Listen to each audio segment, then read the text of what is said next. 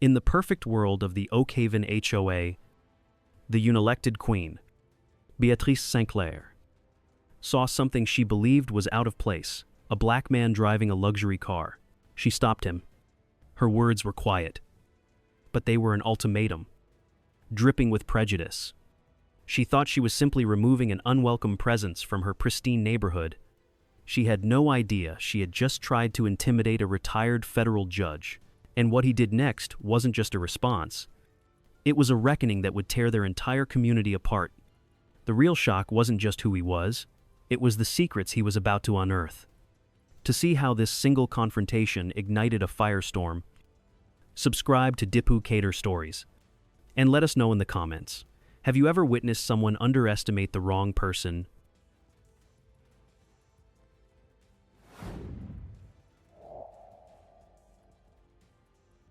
The welcome under the old oaks. The hum of the electric motor was the only sound. It was a polite, civilized sound. The kind you'd expect in a place like Oakhaven Plantation.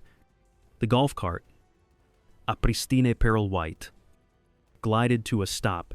It blocked the road completely. It blocked the black Lincoln sedan that Sterling Blackwood was driving. Behind the wheel sat Beatrice Sinclair. Her back was straight, her silver hair coiled into a perfect bun that defied the thick, humid air of South Carolina. Her eyes, the color of a winter sky, were not curious. They were accusatory. "This is a residents-only lane," she announced, her voice like sweet tea laced with arsenic. She didn't ask a question. She stated a fact. "The service entrance is at the west gate. You need to turn around. Now." From the cool, leather-scented interior of his car, Sterling Blackwood regarded her. At 68, his face was a map of thoughtful consideration. Anger was an inefficient tool. He did not use it. He simply lowered his window. "Good afternoon, ma'am," he said, his voice a calm, steady baritone. "There's no need for that. I'm the new owner of number 14, Magnolia Lane." Sterling Blackwood. Beatrice Sinclair stared at him. She stared at his dark skin, his tailored suit, the quiet confidence in his posture, and she laughed. It was not a pleasant sound. It was a short, sharp bark of disbelief. "That's impossible," she said, her voice losing all its sweetness. "People like you don't buy homes in Oakhaven. You work in them." The words hung in the air, ugly and sharp. A few neighbors, tending to their perfect gardens, stopped and turned to watch. The curtain had been pulled back. Sterling's expression did not change, but a deep stillness settled over him. "I can assure you, ma'am," he said slowly, "I own the house." "I don't think so," Beatrice snapped. She reached for a small radio mounted on her golf cart's dashboard. "Security." She spoke into it, her voice crisp and authoritative. "We have an unauthorized individual refusing to leave the premises on Magnolia Lane. Please respond immediately." Within a minute, a black SUV with Oakhaven security emblazoned on the side pulled up behind Sterling's Lincoln, blocking him in. A young, nervous-looking guard stepped out, his hand hovering near his side. The neighborhood spectacle was now complete. More curtains were twitching in the windows. "Ma'am," the guard asked, looking at Beatrice, "this man is trespassing," Beatrice declared, pointing a perfectly manicured finger at Sterling. "He is making false claims about owning property here. I want him escorted off the grounds." The guard approached Sterling's window, his face a mixture of apology and duty. "Sir, I'm going to have to ask you to step out of the vehicle." Sterling looked from the young guard to the imperious woman in the golf cart. The quiet pilgrimage he had envisioned had just turned into a public humiliation. He sighed, not in defeat, but with the weariness of a man who had seen this same sad play performed too many times. He reached into his breast pocket, not for his keys, but for his wallet. He calmly extracted a small, leather-bound credential case. He didn't show it to the guard. He looked directly at Beatrice Sinclair, whose face was a mask of triumphant certainty. "Ma'am," Sterling said, his voice now carrying a weight that seemed to press down on the humid air. "My name is Sterling Blackwood. For 32 years. I served as a federal judge for the United States courts. I am retired. This is my home. Now, I suggest you tell your security guard to return to his vehicle before you and this entire Homeowners Association HOA find yourselves facing a civil rights lawsuit that will make headlines from here to Washington, D.C. He held up the credentials. The golden eagle of the federal judiciary gleamed in the afternoon sun. The shock was immediate and profound. The young guard's eyes widened, and he took an involuntary step back, as if he'd touched a live wire. The neighbors who had been watching from their porches froze, their faces a mixture of disbelief and sudden, dawning horror. But the most dramatic transformation was on the face of Beatrice Sinclair. The triumphant certainty vanished. The color drained from her cheeks, leaving behind a pasty, mottled white. Her mouth opened slightly, but no words came out. For the first time, she looked her age, a frail, shocked old woman who had just made a catastrophic miscalculation. The power she wielded in her small kingdom had just collided with the full, unyielding power of the federal government, embodied in the calm, dark-skinned man she had tried to eject. This was the moment that shocked everyone. The moment the illusion of Oakhaven's polite society was shattered on the pristine asphalt. The moment a simple traffic stop by a racist HOA president turned into a public reckoning. The war for Oakhaven had not just begun, it had exploded into view. The war of paper cuts. The first letter was a warning. The ones that followed were a campaign. They arrived with a quiet, relentless regularity. Each one a crisp white envelope in the black metal mailbox. Each one a paper cut on the dream of a peaceful life. Eleanor was the first to find the second notice. It was about the garden hose. Not the hose itself, but the brass holder it was coiled upon. Violation Rule 12. E. Exterior fixtures. Fixture material brass is not consistent with the approved wrought iron aesthetic. Sterling found the third violation a week later. It concerned the small, handcrafted bird feeder Eleanor had hung from a low-hanging oak branch. Her father had made it years ago. Violation Rule 9. Luke. Avian nuisance. The installation of bird attractants is prohibited due to potential noise disruption and waste accumulation. The notice referred to the cheerful chirping of sparrows as a noise disruption. The war was not fought with loud words or angry confrontations. It was a war of meticulous, soul-crushing bureaucracy.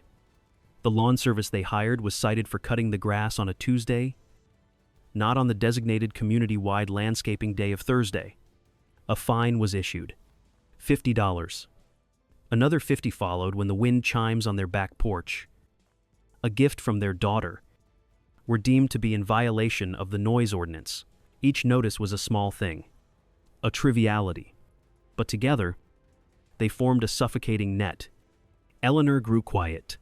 The light in her eyes, so bright when they had first seen the house, began to dim. "Just take it down, Sterling," she would say, her voice thin. "The bird feeder, the chimes, it isn't worth the fight."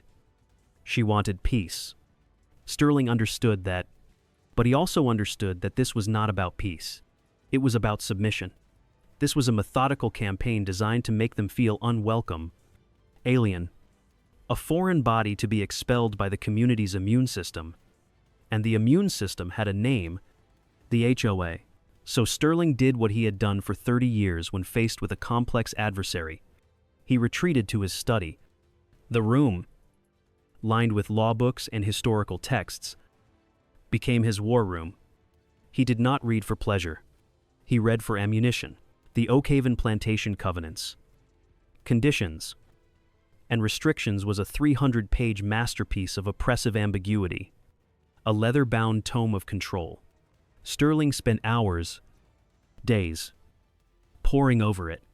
He used yellow legal pads, just as he had in his judge's chambers. He made notes, he highlighted sections, he cross-referenced clauses. He was not just reading rules. He was dissecting a weapon. He found clauses so subjective they were legally indefensible. Phrases like harmonious aesthetic and community character appeared again and again. They were legal smoke, words that meant whatever the person in power wanted them to mean. He saw how the rules were written not to create order, but to grant the Homeowners Association HOA the power to impose its will on a whim. He was building a case, a silent, patient case against an enemy he was only beginning to understand. Their official introduction to the power structure of Oakhaven came 2 weeks later. An invitation, embossed with the HOA seal, arrived for the annual Summer Garden Tea Party. It was to be held on the grand lawn of Beatrice Sinclair's home, the original plantation manor house. "We don't have to go," Eleanor said, holding the thick cardstock as if it were contaminated. "Yes," Sterling replied softly. "We do." The party was a tableau of Southern gentility. White linen tablecloths, silver teapots, the quiet murmur of polite conversation. Beatrice Sinclair moved through the crowd like a queen in her court. She wore a pale blue dress, her silver hair catching the afternoon sun. She was attended by a circle of devoted followers, women of a certain age, who nodded at her every word. From a distance, Sterling watched. He observed. He analyzed, and then he saw him, Clayton Thorne, the real estate developer. He was younger than most of the men there, impeccably dressed, with a handshake that was firm and a smile that was empty. He stood near Beatrice, a loyal prime minister to her queen. Sterling watched as Clayton leaned in, whispering something in Beatrice's ear, and she responded with a thin, satisfied smile. He praised her loudly for her unwavering commitment to preserving Oakhaven's value. It was a performance, a well-rehearsed one, inside Beatrice's mind. The world was simple and clear. She looked across her lawn, at the curated perfection, and saw her legacy. Her family had lost the land, but she still controlled its soul. Sterling Blackwood, with his quiet dignity and his refusal to be intimidated, was not just a new neighbor. He was a flaw in the portrait, a historical inaccuracy. Her efforts to correct this flaw were not, in her mind, racist. They were restorative. She was simply putting things back in their proper place, protecting the story she had spent her life writing. Eleanor felt the chill even under the warm sun. She felt the polite, assessing glances, the smiles that did not reach the eyes, the way conversations would pause when she and Sterling walked by. "They're watching us," she whispered to him, her hand tightening on his arm. "I feel like we're on trial." Sterling put his hand over hers. "We are," he said, his voice low. "We just don't know the charge yet."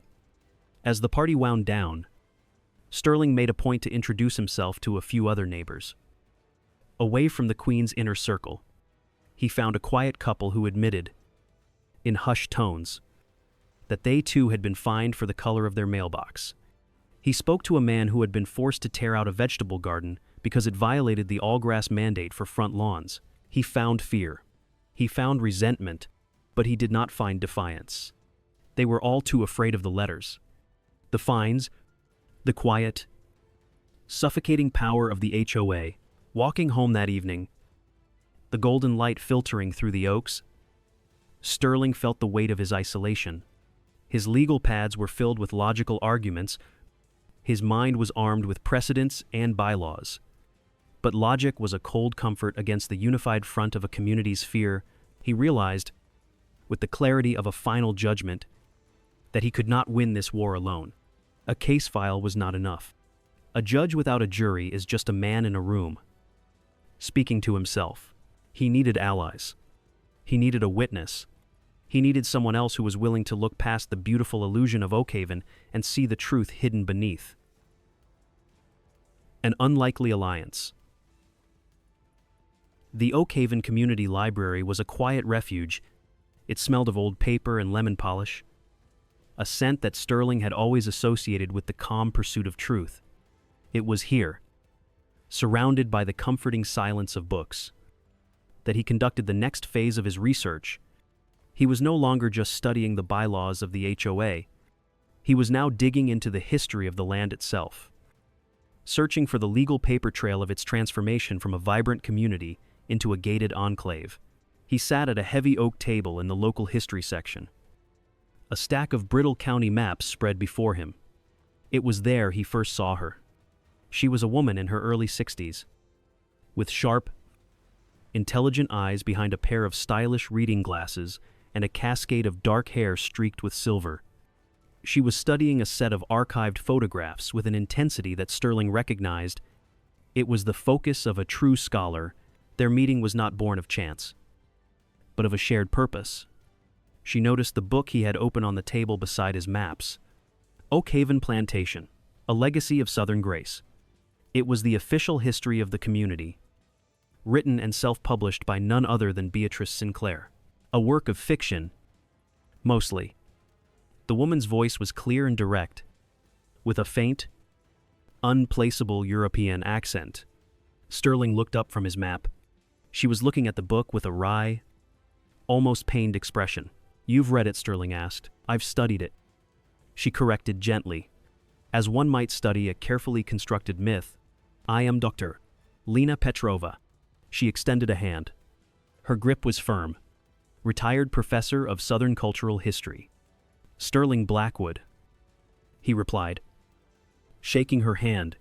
"Retired judge." A flicker of recognition crossed her face. "Ah, the new resident of Magnolia Lane. I've heard the Homeowners Association HOA has been giving you a thorough welcome." It was a small opening, a test. Sterling decided to meet it. "Thorough is one word for it," he said, a slight smile touching his lips for the first time that day. That was all it took. The conversation flowed easily after that, the way it does between two minds accustomed to seeking patterns and questioning narratives. Lena explained that she had moved to Oakhaven to write a book on the Gullah Geechee communities of the Lowcountry. Beatrice's historical account, she said, was a dangerous whitewash. "It's not just what she includes," Lena explained, her voice dropping to a conspiratorial whisper. "It's what she erases." Beatrice writes about the grand architecture and the genteel traditions. She fails to mention the source of the wealth that built it all. She fails to mention the hundreds of people who lived and worked and died on this land before it was a plantation, and the hundreds more who were enslaved here. She pointed to one of her own research documents, a copy of an 1880 census record. There was a community here, right here. Free black landowners, farmers, fishermen, a church, a school. You won't find a single mention of it in any official HOA publication. It's as if they never existed. She paused, her eyes meeting Sterling's. "It's a deliberate, systematic erasure. I've suspected it for months." Sterling felt a profound sense of connection. He was no longer a lone man poring over maps. He had found someone who saw the same ghosts he did. For years, he had carried his personal history like a secret burden, a silent case he could never bring to court. Now, sitting across from this sharp-eyed historian, he made a calculated decision. It was a risk, but some truths are too heavy to carry alone. "It's more than academic for me, Doctor," he said, his voice quiet but steady. "That community you're talking about, my grandparents were a part of it. My grandfather was the pastor of that church." Lena Petrova's professional composure dissolved. She simply stared at him, her eyes wide with a mixture of shock and dawning understanding. The quiet of the library seemed to deepen around them.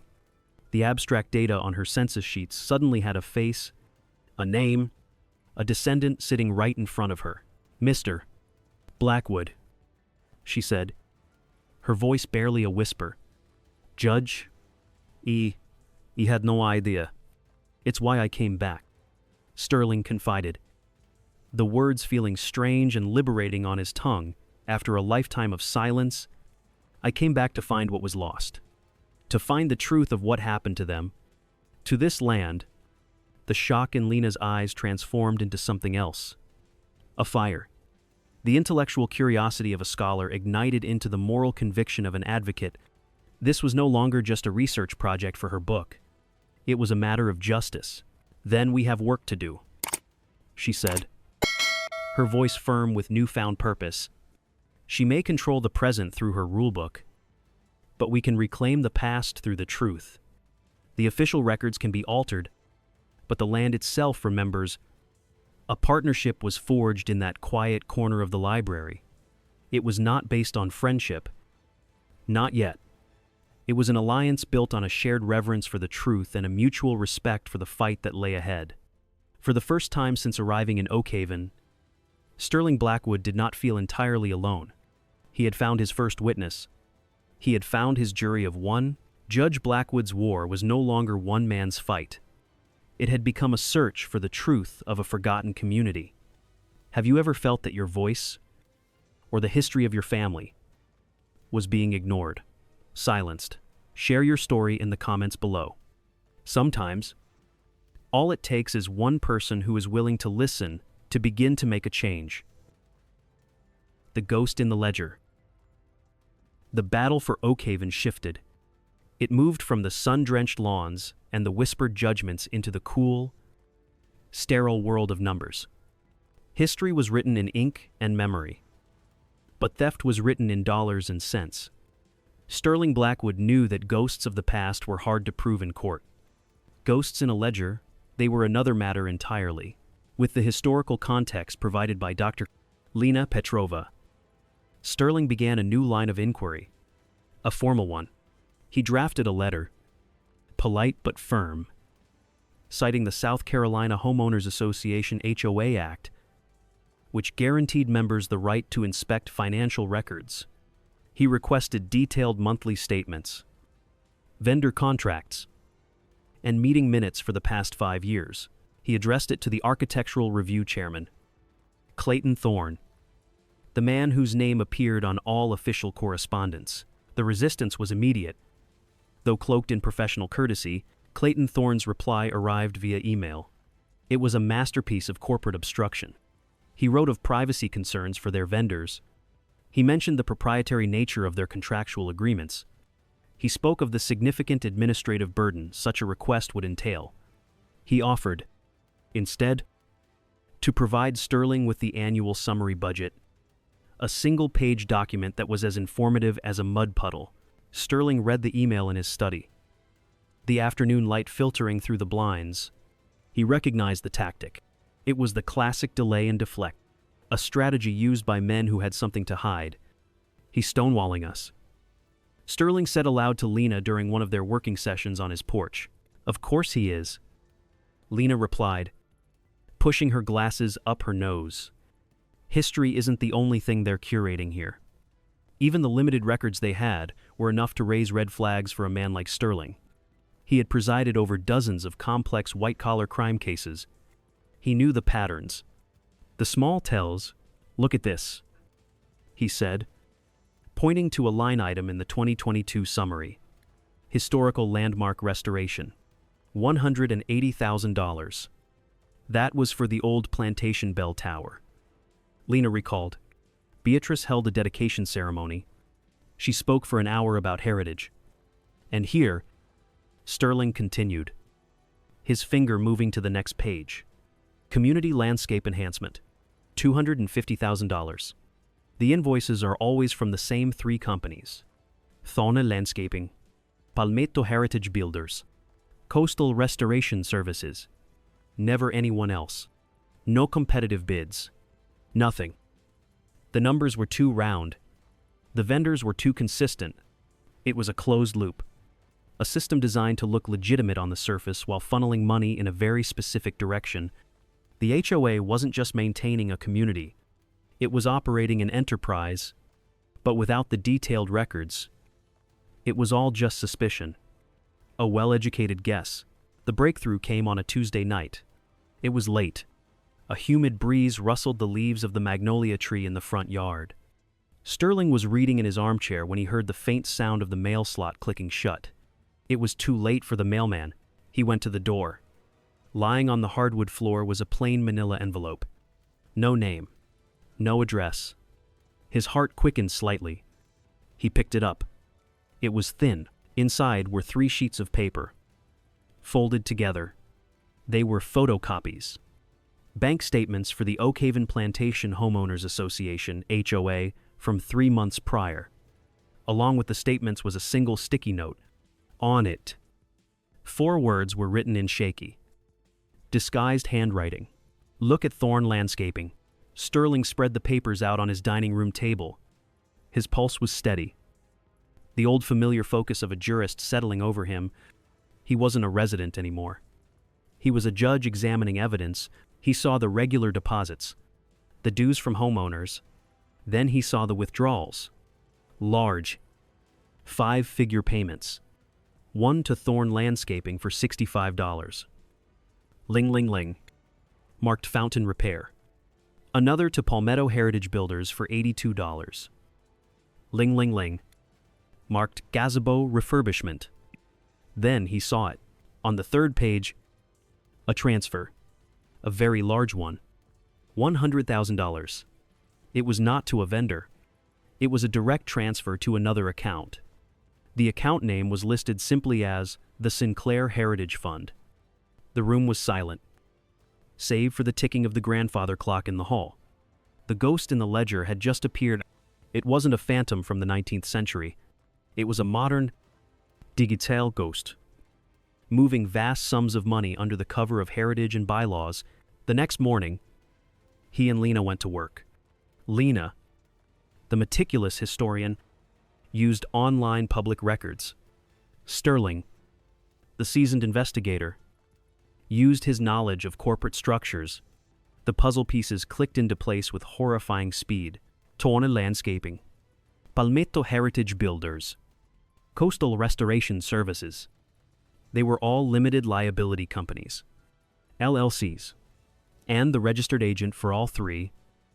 The name listed on the official state business filings was the same, Clayton Thorn. They were his companies. All of them. The picture was now brutally clear. It was a classic scheme, elegant in its simplicity. Clayton Thorn would create an inflated invoice from one of his shell companies, Beatrice Sinclair, as president of the HOA, would approve the payment. The money would flow from the homeowner's dues into Clayton's pockets, and then a significant portion of that profit would be kicked back to Beatrice, disguised as a donation to her private heritage fund. Sterling leaned back in his chair, the weight of the discovery settling upon him, the veiled racism, the petty rule enforcement, the public humiliation. It wasn't the point of the story. It was the distraction, the ugly, noisy cover for a simple, timeless crime. Greed. It's a criminal enterprise, Sterling said, his voice low and heavy. She's not just a bigot, Lena. She's a thief, and she's been robbing her neighbors blind for years. The Puppet and the Puppeteer. While Sterling and Lena were meticulously piecing together a puzzle of paper and ink, the truth of Oakhaven was unfolding in the quiet, climate-controlled parlor of the Sinclair Manor House. The scene was one of southern decorum. Iced tea glistened in tall, condensation-beaded glasses. The air smelled of lemon oil and old money. Beatrice Sinclair sat perfectly upright in a winged armchair, her hands folded in her lap. Across from her, Clayton Thorn lounged comfortably, a picture of relaxed confidence. To an outsider, it was a polite afternoon visit, a developer paying respects to the community's matriarch, but in this room, the illusions were stripped away. The judge is becoming a nuisance, Beatrice said, her voice a thin, brittle line. He and that professor, they are digging where they do not belong. Clayton took a slow sip of his tea. He was not worried. Worry was an emotion he considered inefficient, much like sentimentality. Beatrice, he began, his tone smooth and reassuring. That's why you are so essential to this community. You are the guardian of its character. You are the last defense of Southern civilization against 20 interlopers. He let the words hang in the air. He knew which notes to play. Civilization, heritage, defense. They were the keys to Beatrice Sinclair's soul. They have been asking the county for financial records. She pressed on, a faint tremor in her voice. The HOA records. And I have been handling it, Clayton said calmly. Bureaucracy is a wonderful shield. We will delay. We will redact. By the time they get anything useful, it will be meaningless. You must trust me. He leaned forward, his empty smile firmly in place. You have done more to preserve the legacy of this place than anyone. The funds we allocate for historical preservation, they are a monument to your family's sacrifice. The audience could now see the truth with chilling clarity. Clayton Thorne cared nothing for legacies or sacrifices. He was the puppeteer. The funds he spoke of, the ones that flowed from the Homeowners Association HOA accounts to his own companies for historical projects, were simply profit. He was a financial predator who had found the perfect camouflage, the obsessive nostalgia of a proud, frightened woman, Beatrice. For her part, was not a simple victim. She was a willing puppet. Her fear was a palpable thing in the quiet room. It was the fear of erasure. Her family name, once a pillar of the state, was now just a whisper. This house, this land, was all that was left. In her mind, the world had wronged her. It had taken her family's prominence, their power, their birthright. The modern world, with its changing values and its inconvenient questions about the past, was a relentless tide, threatening to wash away the last sandcastle of her identity. She truly believed the money was hers by right, a form of reparations for the slow, painful death of her world. Clayton had simply given her a way to collect it. She saw herself not as a thief, but as a preservationist, taking what was necessary to protect a fading masterpiece from the barbarians at the gate. And Sterling Blackwood was the leader of those barbarians. Meanwhile, in Sterling's quiet study, the final pieces of the puzzle were clicking into place. Lena sat across from him at his large desk. A spreadsheet illuminated on her laptop screen. The numbers, once obscured by legal jargon and redacted lines, now told a clear and damning story. Here it is, Lena said, her voice tight, with a mixture of academic excitement and moral outrage. She pointed to a series of payments, all made over the last 5 years. Large, round sums paid to Thorne Landscaping, Thorne Historical Restoration, and Thorne Security Systems, all from the HOA Reserve Fund. He owns them all. Lena, Sterling confirmed, holding up a printout from the state's business registry. Shell corporations, all registered to the same post office box. He's been bleeding this community dry for years. Then, Lena made the final, crucial connection. She cross-referenced the dates of the largest payments with the dates of the most contentious HOA violation notices. A pattern emerged. Every time a major withdrawal was made, a storm of petty violations would erupt. A sudden crackdown on mailbox colors, a new rule about the height of shrubbery, a flurry of fines for trash cans left out 10 minutes too long. Sterling leaned back in his chair, the full, ugly truth settling upon him. He looked at Lena, his expression grim. It was never about the doormat. He said softly, "No." Lena replied, looking up from her screen. It was a diversion, a magic trick. He and Beatrice created chaos over the small things, to keep everyone from looking at the big things. The racism, the classism, the endless, petty rules. It was all a smokescreen, a brilliantly cynical strategy to keep the residents angry and divided, arguing amongst themselves about the color of their shutters while the puppeteer quietly emptied their pockets. Beatrice Sinclair was not just a bigot protecting a legacy, she was a gatekeeper, distracting the villagers with ghost stories while the wolf slipped into the fold. Sterling felt a cold, hard anger settle in his chest. This was no longer just a personal quest for his family's history, or even a fight against prejudice. This was a conspiracy, a calculated, financial crime disguised as a culture war, and he and Lena had just walked straight into the middle of it. The whispering campaign. The open hostility vanished. The direct confrontations ceased. Beatrice St. Clair, when she passed Sterling on the lane, would now offer a tight, brittle nod. Clayton Thorne, if they crossed paths at the community clubhouse, would greet him with a smile that was all teeth. The war had not ended. It had simply gone underground. It had become a thing of whispers. The whispering campaign began subtly. It started at the weekly bridge game Beatrice hosted. It was nurtured over glasses of iced tea on sun-drenched porches. It was cultivated in the checkout line at the local market.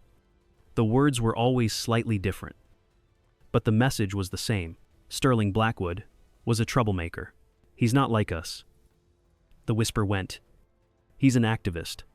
He came here with an agenda. He's digging into things that are best left buried. The murmur would continue. It's a shame. Such a lovely community. And he wants to stir up old resentments. Clayton Thorne's version was more pragmatic, tailored for the financially minded. You have to understand, he'd say, his voice a low, confidential rumble. Controversy is bad for property values. All this disruption, it makes potential buyers nervous. We have a duty to protect our investment. The poison spread slowly, but effectively. Oakhaven, a community built on the illusion of harmony, began to fracture. The lines were not drawn clearly. They were invisible, felt rather than seen. Sterling felt the shift first, in the small courtesies. The neighbor who used to wave from across the street now seemed intensely interested in his rose bushes whenever Sterling walked by. The friendly chats at the mailbox became shorter, more strained. Invitations to neighborhood barbecues simply stopped coming. They were being isolated. A wall of polite, southern silence was being built around them. Brick by invisible brick, the community divided into three silent factions. There were Beatrice's loyalists, the old guard residents who saw her as the fierce protector of their tranquil world. They looked at Sterling with open suspicion, their faces cold masks of disapproval. Then there were the fearful. These were the residents who had also felt the sting of the HOA, the ones who had received fines for having the wrong brand of mailbox or for their children's laughter being too loud in the afternoon. They knew something was wrong. In private, a few would offer Sterling a quiet word of encouragement. Keep fighting. One man whispered to him as they passed in the grocery store aisle, but they were too afraid of Beatrice's power, too scared of being the next target, to offer public support. Their silence was a heavy burden. And then there were the indifferent, the ones who simply wanted to be left alone. They saw the conflict as a squabble between neighbors and wanted no part of it. Their neutrality, Sterling knew, was a form of surrender. It was the fertile ground in which Beatrice's power grew. The weight of this isolation was immense. It was a heavier burden than any legal battle Sterling had ever fought. In the courtroom, there were rules of evidence, procedures to follow. Here, the attacks were formless. How do you cross-examine a whisper? How do you object to a cold shoulder? The toll was most visible on Eleanor. She had dreamed of a retirement filled with friendship and community. Instead, she found herself in a quiet prison. Sterling, please, she said one evening. Her voice strained. They were sitting on their porch, the sounds of crickets filling the silence between them. Is it worth it? We came here for peace. This is the opposite of peace. It's about what's right. Ellie, he said, but his own voice lacked its usual conviction. What's right? She asked, her eyes pleading. What about what's good for us, for our lives? I feel like a stranger in my own home. I see Mrs. Gable at the market, and she turns her cart around to avoid me. The garden club suddenly has no new openings. Don't you see what they're doing? They're erasing us. He did see it. And it was this emotional cost, this slow erosion of his wife's happiness, that tested his resolve more than any financial document or historical record. His judicial detachment was failing him. This was not a case file he could close at the end of the day. This was the life he had chosen for them. He would sit in his study late at night. The evidence spread before him. And the logic would be clear. The fraud was undeniable. The injustice was manifest. But then he would hear Eleanor's restless sigh from the other room. And the clear lines of the case would blur. He was winning the battle of facts. But he was losing the war for their peace of mind. The whispers were louder than any evidence he had found. They echoed in the silence of their home, in the averted glances of their neighbors, in the sad, tired look in his wife's eyes. He was a judge, trained to be impartial, but he was also a husband, and he was beginning to fear that the price of justice for Oakhaven might be their own happiness. The thought was a cold, heavy stone in his chest. The eviction gambit. The whispers were not enough. The isolation was not working fast enough. Sterling Blackwood was not retreating. For Clayton Thorne, this was no longer a matter of community control. It was a matter of risk management. A federal judge, even a retired one, digging into financial records was a threat that could unravel his entire enterprise. It was time to stop playing games with fines and rumors. It was time to remove the piece from the board entirely. He met with Beatrice in her dimly lit drawing room, the scent of dust and faded roses hanging in the air. He presented his plan not as an attack, but as a necessary surgery to save the life of the community. He is a cancer. Beatrice, Clayton said, his voice a low, convincing purr. He is spreading dissent, questioning authority. If we allow him to continue, he will destroy everything you've built. The harmony, the property values, the very character of Oakhaven. Beatrice, already frayed by the pressure of the ongoing investigation, clung to his words.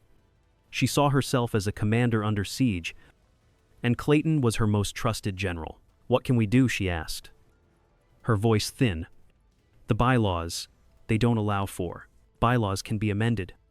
Clayton interrupted smoothly. He was a real estate lawyer by trade. He knew that the law was not a rigid cage, but a malleable tool. We don't need to find a rule to fit the crime. We need to create one. The plan was as elegant as it was brutal. A legal masterstroke of tyranny. 3 days later, a notice appeared on the official bulletin board of the Homeowners Association HOA. It was also slipped into every resident's mailbox. The cream-colored paper and elegant script were the same, but the message was chilling. Notice of special emergency meeting. Purpose: to vote on a proposed amendment to the Oakhaven Plantation Covenants. Agenda Item 1, Amendment 14. B. The Community Preservation Clause. The language was dense, filled with legal jargon designed to be impenetrable, but Sterling, reading it in his study, saw its true purpose immediately. He translated the legalese into plain, terrifying English. The amendment, if passed by a simple majority of homeowners present at the meeting, would grant the HOA board the power to declare a resident a detrimental presence to community harmony or financial stability. Upon such a declaration, the HOA would have the right to place a lien on the property and legally compel the homeowner to sell within 90 days. It was a weapon of mass eviction, a legal mechanism to exile anyone who dared to challenge the board's authority. It was aimed directly at him. The meeting was scheduled for the following Thursday. They had 7 days. They can't do this, Eleanor said, her voice trembling as she read the notice over Sterling's shoulder. This isn't legal, is it? It's on the edge of legality. Eleanor, Sterling replied, his own voice grim. But that doesn't matter. In a civil court, we might win. Eventually, but in the court of public opinion, here, in this room, if they get the votes, we lose. They will have the power to force us out. A suffocating sense of urgency descended upon Sterling's study. The slow, methodical pace of their investigation was shattered. This was no longer a marathon. It was a sprint. The days that followed blurred into a sleepless haze of work. Sterling and Lena transformed the study into a command center for a case that would never see a real courtroom. The stakes were just as high. Sterling focused on the finances.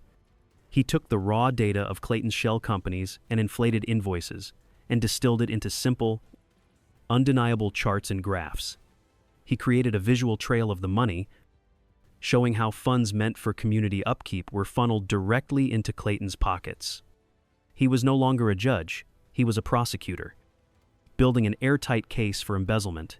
Lena, meanwhile, focused on the human story. She worked on the history.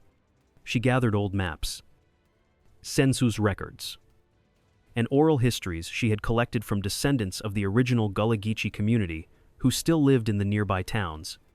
She was preparing to give a voice to the ghosts that Beatrice Sinclair had tried so hard to silence. She was building a case for the soul of the land. They knew they couldn't just present facts.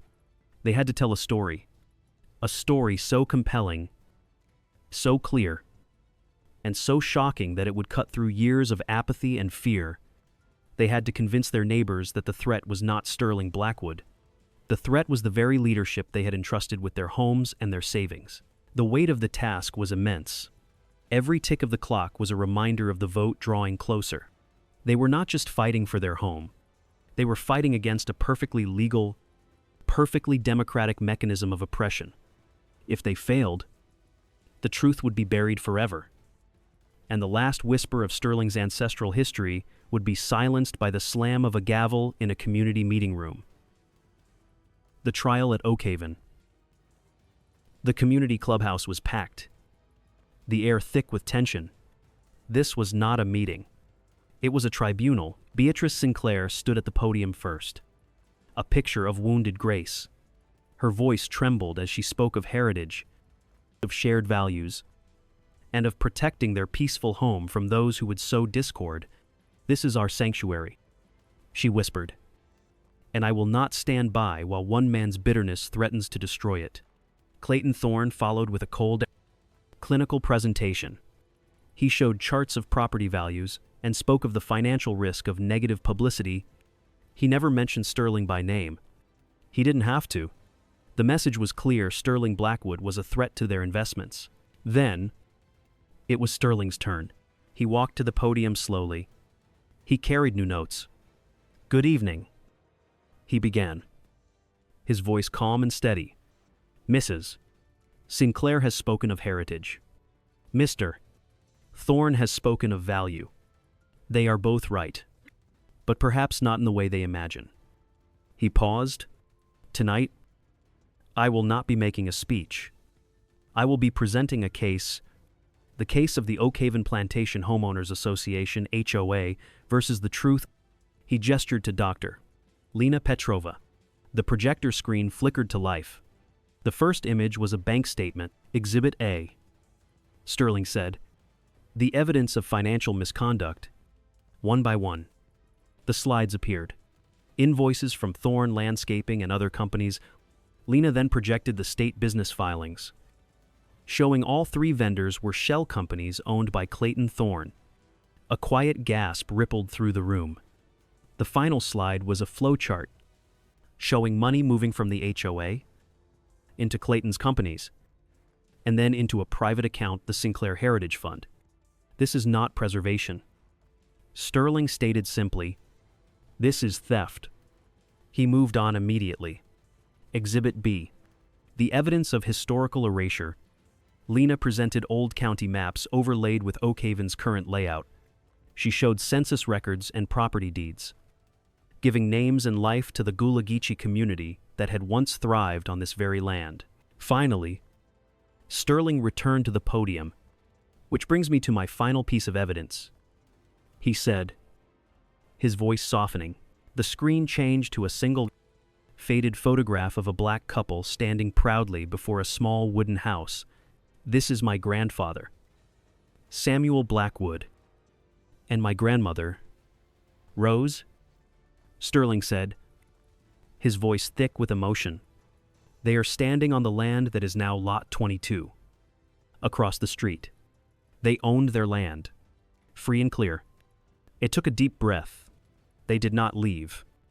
He said, his voice, a powerful whisper that filled the silent room. They were driven out. By a system designed to dispossess them, their heritage was stolen to make way for this one. He looked directly at Beatrice Sinclair. Her face was ashen. The room was utterly still. The whispers had stopped. The charts were forgotten. In their place was a single, devastating truth. The financial crime of today was merely the modern echo of a much older one. The trial at Oakhaven was over. All that was left was the verdict. A new legacy. The vote on Amendment 14B never took place. It dissolved in the wake of the truth, lost in a heavy silence that filled the community room. The aftermath was quiet, not chaotic. Beatrice Sinclair did not protest. She simply folded into herself. A monarch dethroned by a history she could no longer control. Clayton Thorne's pragmatic escape was cut short not by force, but by the silent, unyielding presence of his neighbors. The community, stripped of its comfortable illusions, was left in a state of profound shock and shame. Lawsuits followed. A criminal investigation began. In the ensuing vacuum of power, many looked to Sterling Blackwood to lead them. They offered him the presidency of the HOA, a position of authority he had rightfully earned. He gently refused. His purpose was not to rule, but to mend. Instead of holding formal meetings, he and Eleanor opened their home, in the quiet of their living room, through simple, honest conversations. A community began to heal itself. Sterling spoke not of bylaws or fines, but of building a shared future on an honest foundation. The first act of the new, resident-led board was decisive. The corrupt Sinclair Heritage Fund was dissolved. In its place, the Oakhaven Legacy Fund was born. Its mission was not to curate a fictional past, but to honor the real one. Months later, the fund's first project was complete. A small, contemplative garden now rested on the community green. Shaded by the ancient oaks, the final scene takes place there. In the crisp autumn air, Sterling Blackwood walks alone, not as a victor, but as a pilgrim who has reached his destination. He approaches a simple bronze plaque nestled among native sweetgrass. It tells the story of the Gullah Geechee community that once thrived on this very soil. He reaches out, his fingers tracing the engraved letters until they find what they are looking for. Reverend Samuel Blackwood. Sarah Blackwood. He closes his eyes. A lifetime of carrying their memory as a silent burden.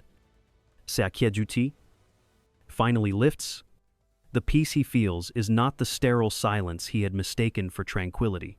It is something deeper. It is the peace that comes from connection, from justice, from making a fractured history whole again. His final act of judgment was not rendered in a courtroom. It was here, on this quiet patch of earth. By returning their names to the land, he had finally, truly, come home. Has a small act of injustice ever inspired you to begin a fight for a much larger truth? Judge Sterling Blackwood's story shows us that strength isn't always found in loud confrontations, but in quiet persistence. That moment when he found his grandparents' names on the memorial plaque wasn't just a victory, it was a profound healing. Perhaps the most meaningful lesson is that justice isn't always about punishment. Sometimes, it's simply about the truth being returned to its rightful place. We would love to hear your thoughts in the comments below. If stories like this resonate with you, please consider subscribing to Puppeteer Stories to join us on the journeys to come. Thank you so much for listening and for being a part of this story with us.